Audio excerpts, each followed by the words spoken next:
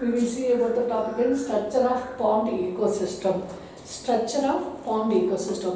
It is a classical example. நம்ம pond ecosystem க்கு என்ன classification பார்த்தோம். So it is a best classic example பார்த்தீங்கன்னா natural, aquatic, freshwater, lentic type of ecosystem. இது எல்லாமே வந்து பார்த்தீங்கன்னா pond ecosystem ஒரு best example. It helps இந்த pond ecosystem வந்து எதுக்கு ஹெல்ப் பண்ணுது அப்படின்னு வந்து பார்த்தீங்கன்னா it help us to understand the structure and the functions of ecosystem. இந்த aquatic, freshwater இந்த சிஸ்டம்லாம் இருக்குல்ல, இது வந்து எதுக்காக நமக்கு யூஸ் ஆகுதுன்னா அந்த pond ecosystemத்தோட ஸ்ட்ரக்சர் அண்ட் ஃபங்க்ஷனை வந்து நம்ம ஐடென்டிஃபை பண்ணுறதுக்கு யூஸ் ஆகுது. இப்போ வந்து ரெயின் வாட்டர், அதாவது மழை பெய்யுது, அந்த மழை என்ன ஆகும், அந்த rain water to when rainwater gathers in a shallow area gradually over a period of time. எப்பப்போ மழை பெய்யுதோ அது எல்லாமே ஃப்ளோ ஆகி அப்படியே இந்த பாண்ட் சிஸ்டத்தில் போய் பாண்ட் ஈகோசிஸ்டத்தில் போய் அப்படியே லொக்கேட் ஆகிக்கும். ஸோ இந்த பாண்ட் ஈகோசிஸ்டத்தில் என்னென்ன ஆர்கானிசம்ஸ் வந்து ப்ரெசென்ட் ஆகிருக்கும், பிளான்ட் இருக்கும், அனிமல்ஸ் இருக்கும், மைக்ரோப்ஸ் இருக்கும். நம்ம ஆல்ரெடி பார்த்துருக்கோம் பாண்ட் ஈகோசிஸ்டத்தில் ஏபயாட்டிக் காம்போனன்ட்ஸும் ப்ரெசென்ட் ஆகிருக்கும், பயாட்டிக் காம்போனன்ட்ஸும் ப்ரெசென்ட் ஆகிருக்கும்.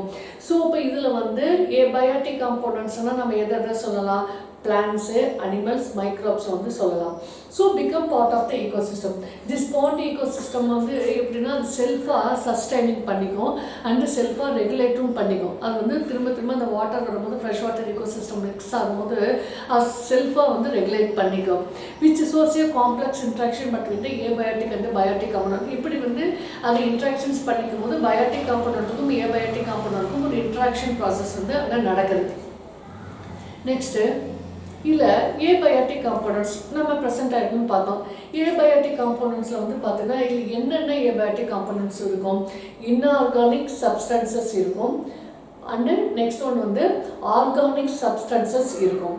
இன்ஆர்கானிக் சப்ஸ்டன்சஸ் என்ன அப்படின்னு வந்து பார்த்தீங்கன்னா carbon dioxide, oxygen, calcium, nitrogen, phosphate, இது எல்லாமே வந்து என்னென்னா இன்ஆர்கானிக் சப்ஸ்டன்சஸ்ன்னு சொல்லுவாங்க. Next one organic substances. Organic சப்ஸ்டன்சஸ்னால் என்னென்னா அமினோ ஆசிட் அண்ட் ஹியூமிக் ஆசிட்லாம் சொல்லலாம். இதெல்லாம் வந்து என்னென்னா டெட் ஆர்கானிக் மேட்டர் மூலிமா இதெல்லாம் ஃபார்ம் ஆகுது. இந்த function of pond ecosystem is regulated by few factors like the amount of. இது வந்து நம்ம பார்த்தோம்ல பாண்ட் ஈகோசிஸ்டம் வந்து செல்ஃபாக ரெகுலேட் பண்ணிக்கும். அந்த செல்ஃபாக அதுக்கு ரெகுலேட் பண்ணுறதுக்கு என்ன ஃபேக்டர்ஸ்லாம் இருக்குது அப்படின்னு வந்து பார்த்தோன்னா light, temperature, pH value of the water and other climatic conditions எல்லாமே வந்து அந்த பாண்ட் ஈகோசிஸ்டத்துக்கு ஃபேக்டர்ஸ். நெக்ஸ்ட் ஒன் வந்து பார்த்தீங்கன்னா biotic components. What is mean by biotic components? The living factors are called as living components are called as biotic components ன்னு சொல்றோம். The constitute of that produces variety of consumers and decomposes like microorganisms. What is mean by biotic components? The constitute the produces variety of consumers and decomposes means microorganisms. இதுதான் வந்து biotic components. First நம்ம என்ன பார்க்க போறோம் அப்படின்னா producers பார்க்க போறோம். இப்போ phytoplankton means what is meant by phytoplankton? The plants, varieties of plants. So a variety of phytoplanktons like நிறைய ஃபைட்டோபிளாங்க்டன்ஸ் இருக்குது. அதில் வந்து என்னென்னு வந்து பார்த்தீங்கன்னா ஃபஸ்ட்டு வந்து பார்த்தீங்கன்னா ப்ரொடியூசர் இதில் வந்து என்னென்னு பார்த்தீங்கன்னா Oscillatoria, next one Anabaena and next one Chlamydomonas and next one Pandorina and next one Eudorina, next one Volvox, next one diatoms. இது எல்லாமே வந்து பார்த்தீங்கன்னா phytoplanktons. Planktons means plants. So ப்ரொடியூசரில் வந்து நிறைய அந்த பாண்ட் ஈகோசிஸ்டத்தில் வந்து நிறையா ப்ரொடியூசர்ஸ் இருக்குது. அதில் வந்து ஃபைட்டோபிளாங்க்டன்ஸ் என்னென்ன அப்படின்னு வந்து பார்த்தீங்கன்னா Oscillatoria, first one Oscillatoria, second one Anabaena and third one Chlamydomonas, fourth one Pandorina and fifth one Eudorina and sixth one Volvox and seventh one Diatoms. இது எல்லாமே என்னது அப்படின்னு வந்து பார்த்தீங்கன்னா ப்ரொடியூசர்ஸ். இதெல்லாமே பாண்ட் ஈகோசிஸ்டத்தில் ப்ரெசென்ட்டாக இருக்கக்கூடிய ஒன்று. நெக்ஸ்ட் ஒன்று வந்து பார்த்தீங்கன்னா filamentous also present. Filamentous like algae வந்து சச்சஸ் என்னென்ன இருக்குது அப்படின்னு பார்த்தீங்கன்னா இலோத்ரிக்ஸ், ஸ்பைரோகைரா, கிளாடோஃபோரா, ஓடோகோனியம். filamentous, அதில் வந்து filamentous ட்ரெஸ் இருக்கும். இது this is called as phytoplanktons and the filamentous like algae such as Eleutheryx, Spirogyra, next one Cladophora and the fourth one Odontogonium. Next otherwise another phytoplanktons are present like floating plants. Floating plants means just floating in the water, aquatic system. That floating plants are called as Azolla, Salvia, Pistia, Wolfia. What is meant by Wolfia? Already I told that in classroom. The world biggest flower Rafflesia, the world smallest flower Wolfia. The world smallest flower Wolfia. Then next one is Eichhornia. Already we will see about the Eichhornia. Wait.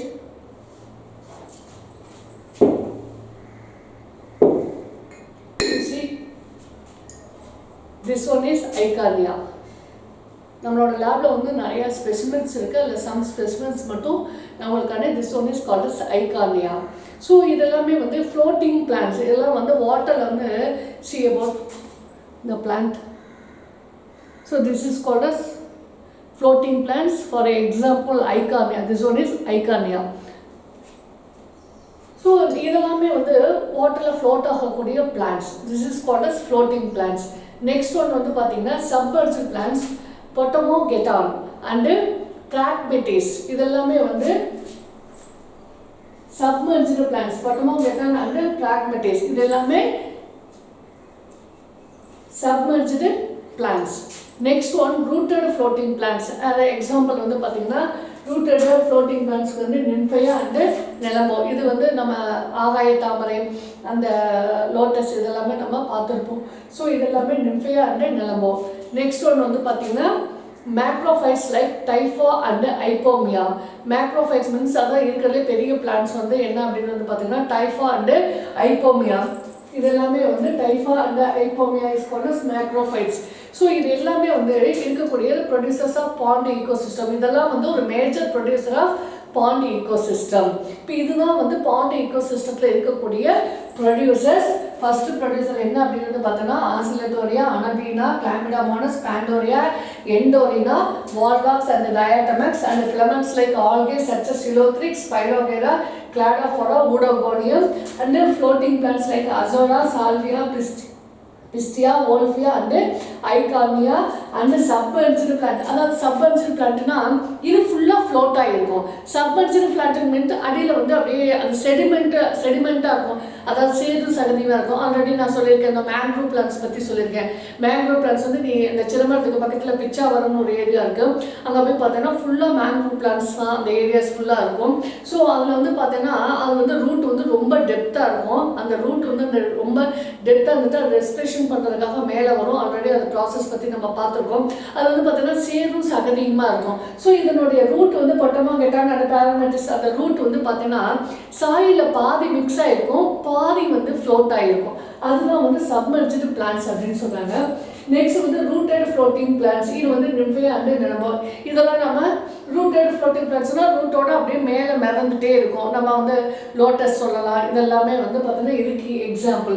Next ஒன்று வந்து மேக்ரோஃபைட்ஸ்னால் இருக்கிறது பெரிய plants. இது வந்து Typha and Ipomea தான் வந்து இதுக்கு example.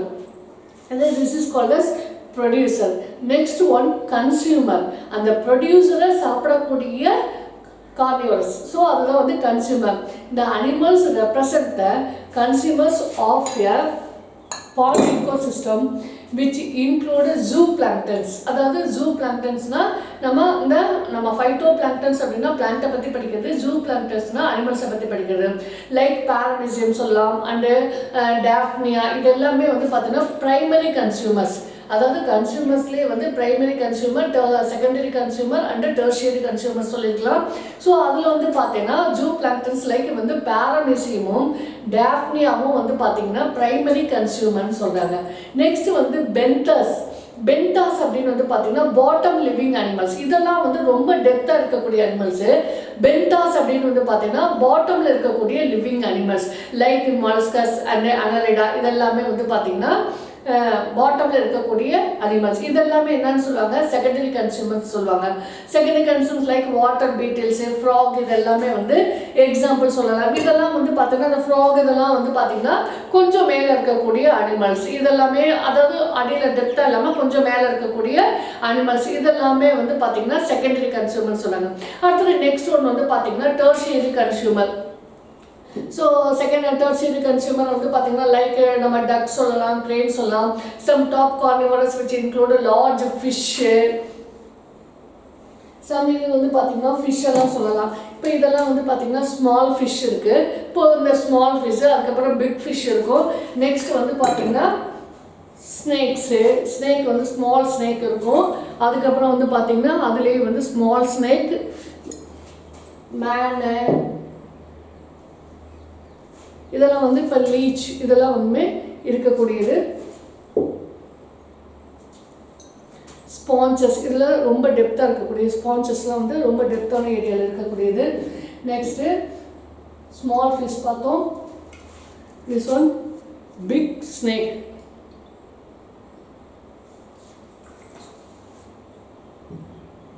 This is terrestrial animals. So in the pond ecosystem, snake, frog, small insects like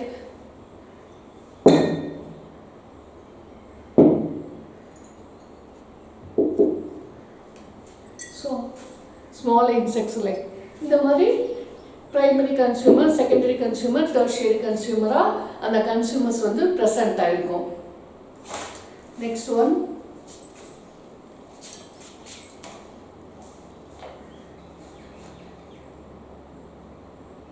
decomposers.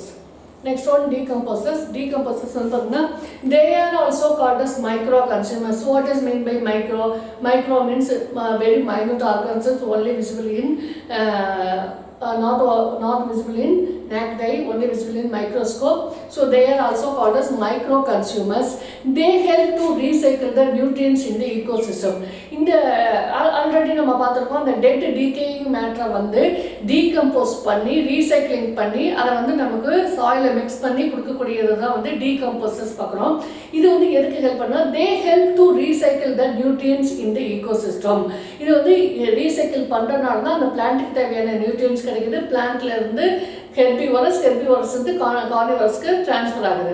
So these are the present in mud water and the bottom of the ponds. இது எங்க present ஆகுதுன்னா mud water அப்படின்னா அந்த மண் mix ஆன வாட்டர்லயும் and bottom of the pondலயும் வந்து இது present ஆகும். எக்ஸாம்பிள் என்ன சொல்லலாம், பாக்டீரியா and fungi சொல்லலாம். Next, decomposers perform the process of decomposition in order to enrich the nutrients in the pond ecosystem. இந்த decomposers இருக்கனால தான் அந்த pond ecosystemல டெட் ஆன பிளான்ட் ஆனாலும் சரி, அனிமல்ஸ் ஆனாலும் சரி, அந்த டீகேயிங் பண்ணி அதை வந்து டெஸ்ட்ராய் பண்ணி அதுக்கப்புறம் அதில் இருக்கக்கூடிய அந்த நியூட்ரியன்ஸை வந்து அந்த வாட்டர்லையும் அதில் இருக்கக்கூடிய சாயிலையும் மிக்ஸ் பண்ணுறதுனால தான் அது வந்து என்ரிச் நியூட்ரியன்ஸாக இருக்குது. இந்த cycling of nutrients between abiotic and biotic components is evident in the pond ecosystem. இந்த cycling of nutrients வந்து ஒரு best evident pond ecosystem. அதாவது பயோட்டிக் காம்போனன்ட்டும் ஏபயோட்டிக் காம்போனன்ட்டும் ஒன்று டிபெண்ட் பண்ணி இருக்கு அப்படிங்கிறதுக்கு வந்து ஒரு பெஸ்ட் ஒரு எக்ஸாம்பிளாக இது சொல்லலாம். Next, making it self the self sufficient and self regulating. இது வந்து உள்ளுக்குள்ளேயே வந்து ஒன்று டிபெண்ட் பண்ணி இருக்கனால ப்ரொடியூசர் இருக்கு, பிளான்ட், அதாவது நம்ம பார்த்தோம் நிறையா ப்ரொடியூசர்ஸ் இருக்கு, ஃபைட்டோ பிளாங்க்டன்ஸ் இருக்கு. அந்த ஃபைட்டோ பிளாங்க்டன்ஸை வந்து டிபெண்ட் பண்ணி ஜூ பிளாங்க்டன்ஸ் இருக்கு. அந்த ஜூ பிளாங்க்டனாக இருந்தாலும் சரி, ஃபைட்டோ பிளாங்க்டனாக இருந்தாலும் சரி, அதனுடைய டெட்லைன் வரும்போது அது டெட் ஆனதுக்கப்புறம் அது டீகேயிங் ஆர்கானிக் மேட்டராக கன்வெர்ட் ஆகி சாயிலுக்கும் சரி வாட்டர்லையும் சரி அதில் இருக்கக்கூடிய அந்த நியூட்ரியன்ஸ் மிக்ஸ் ஆகி திரும்ப அது ப்ரொடியூசருக்கு போகுது. திரும்ப primary consumer, secondary consumer, then next go to tertiary consumer, and next goes through the decomposers. அதுக்கப்புறம் decomposersக்கு போனதுக்கப்புறம் திரும்ப அந்த சாயிலில் மிக்ஸ் ஆகுது. இப்படி தான் வந்து சைக்கிளிங் ப்ராசஸ். நியூட்ரியன்ஸ் வந்து சேஞ்சஸ், அதாவது ஒரு பிளேஸ்லேருந்து இன்னொரு பிளேஸ்க்கு எக்ஸ்சேஞ்ச் ஆகுது.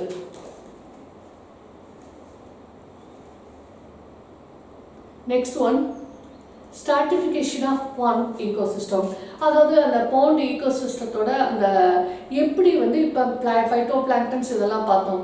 ஸோ அதில் வந்து எத்தனை வந்து அந்த pond ecosystem, stratification of pond ecosystem அப்படின்னா அது எந்தெந்த ஜோனில் வந்து அது ப்ரெசென்ட் ஆயிருக்கு அப்படின்னு சொல்கிறாங்க. ஸோ ஃபஸ்ட்டு வந்து பார்த்தீங்கன்னா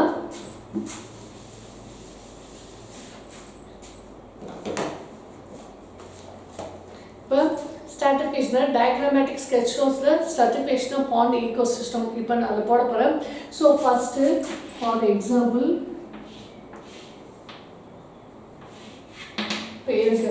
ஸோ இப்போ இந்த ஜோன் தான் வந்து என்னன்னு சொல்லுவாங்கன்னா அந்த கீழே, அதாவது அந்த கீழே இருக்கக்கூடிய அந்த கிரவுண்ட் இருக்கு மேலே இருக்கக்கூடியதான் வந்து ப்ரோஃபண்டல் ஜோன்னு சொல்லுவாங்க.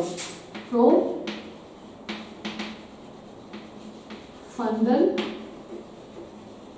ஜோன் சொல்லுவாங்க. ஸோ இதான் அடியில் இருக்கக்கூடியது.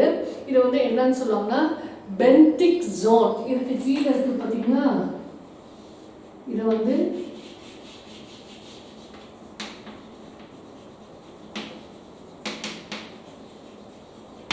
Bentinck zone. நெக்ஸ்ட் ப்ரோஃபண்டல் ஜோனுக்கு மேலே இருக்கக்கூடியது வந்து பார்த்தீங்கன்னா லிம்னிட்டிக் ஜோன் சொல்லுவாங்க.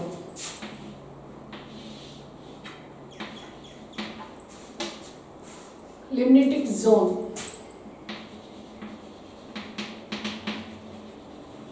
limnitic zone அதுக்கு மேல இருக்கக்கூடிய அந்த இதான் வந்து littoral zone சொல்லுவாங்க.